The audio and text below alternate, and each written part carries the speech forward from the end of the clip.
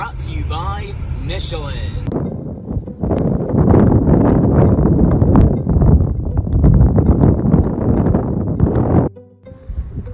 Finally got our blizzard. Only took, I don't know how many years. Fuck.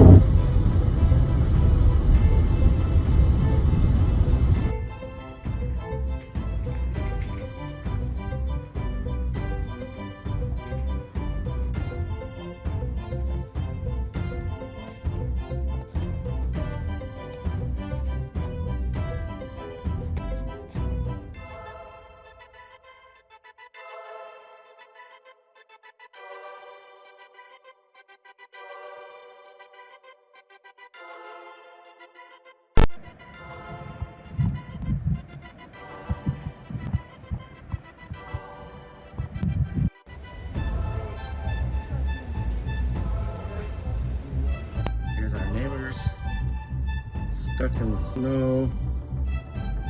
Looks like this is the blizzard of 2000. It's getting real. I don't even think I could get out